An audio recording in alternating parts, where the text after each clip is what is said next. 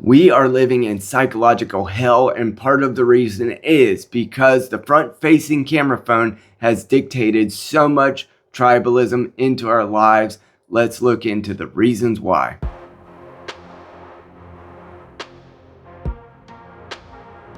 Research recently found that people don't want to even spend as much time at Thanksgiving with their families if there's going to be political conflict. People are now less willing to date somebody from another political party than they are to date somebody from a different race. And if you think about the history of this country and how much aversion there was to interracial marriage, you've seen a sea change in how people are carving up the world. My name is Casey. I'm the Rumble Right Dad. I've been a therapist for 13 years, and I am currently in my master's in psychology, recognizing that there has been a pin that's pulled on the grenade of our culture, and we are entering into a tribal hellscape. And part of the reason is we have not psychologically adapted to the interventions that the camera phone makes in our lives.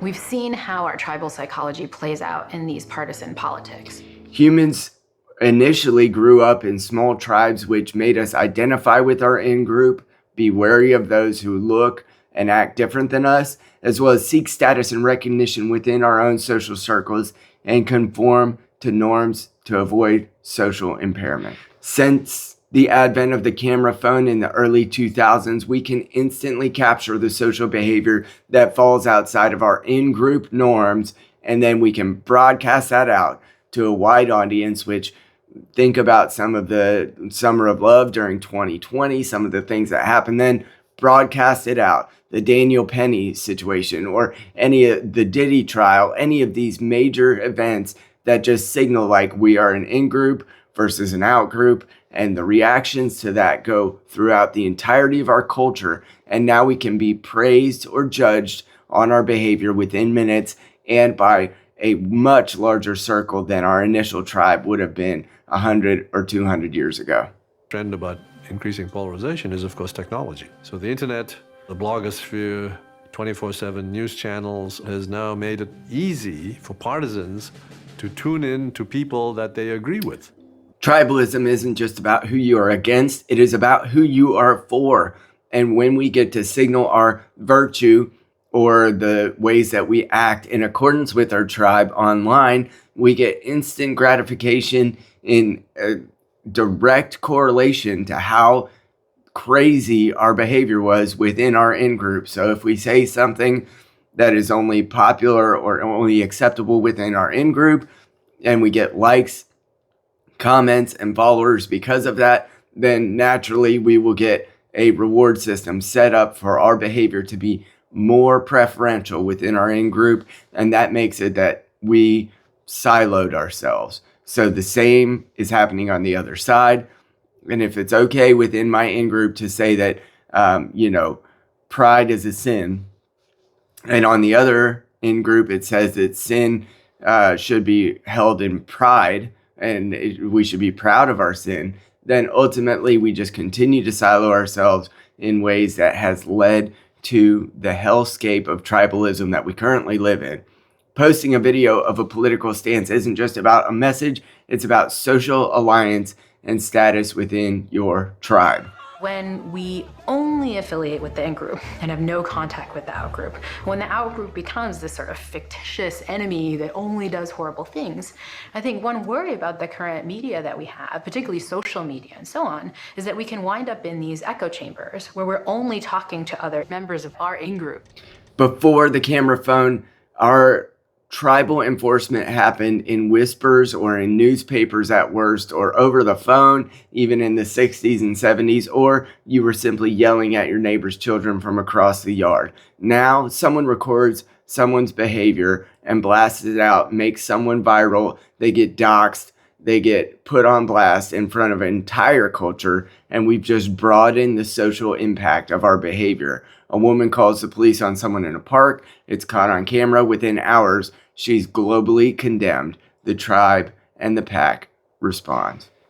Our ability to instantly record the proof of ideological righteousness or the sins of the outgroup intensifies the us versus them dynamic. The camera phone allows real-time curation of enemy behavior turning people into live action opposition researchers. The result is we have less empathy, more caricature of the other person's side, more straw manning of other people's worldviews, and more black and white moral judgments when reality is complicated and gray and fluid.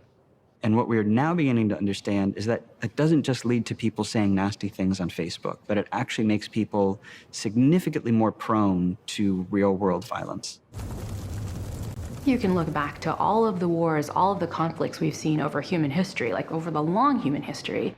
And in each case, what we find is group identity is at work, and it's allowing normally empathic humans to do some horrible stuff. Now that everyone's armed with camera phones, we behave like we're being constantly watched, and we are. This activates Foucault's panopticon effect, where people self-police because of fear of exposure. And psychologically, this means that conformity becomes a survival tactic.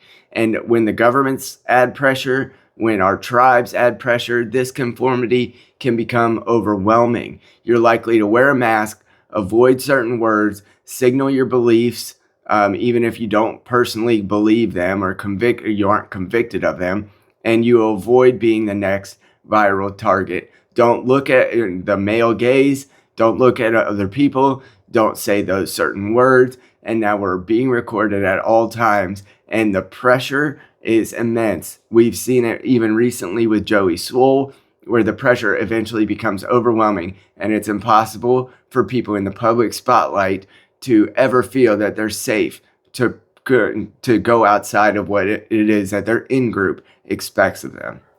Rene Girard said that humans don't just desire things, they desire what other people desire. So with constant access to images of what other people are doing, wearing, eating, supporting, or tribal identity, it becomes mimetically enforced. The camera phone becomes a tool for tribal identity maintenance through constant imitation and broadcasting. And this incentive structure has set up part of the bombs that continue to drop in our culture.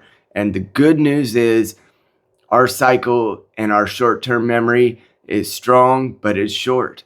So a lot of these things will pass if we simply let them. And we don't need to mimetically feed into each new bomb that gets dropped within our culture. We no longer live in tribes. We perform our tribal allegiance to invisible crowds that are ever present. We no longer just believe, we broadcast our beliefs for validation and for safety for our in-group preference. We no longer observe, we record and enforce norms like digital shamans with touchscreen torches. We are in trouble if we continue to take this in-group preference out into a multifaceted, multi-million person world of the internet. We will have our problems. So what can we do? Awareness is the first step. Understand that your brain is tribal and your phone is feeding into it. Choose slowness over outrage. Be slow to respond,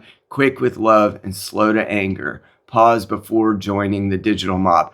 Build local embodied communities, whether it's within your kid's school, their friend group, within your own friend group, within your church, within your community, and avoid the digital applause in that way. Get pats on the back in real life instead of attaboys online, and teach your kids the difference between actual virtue and what it looks like to perform.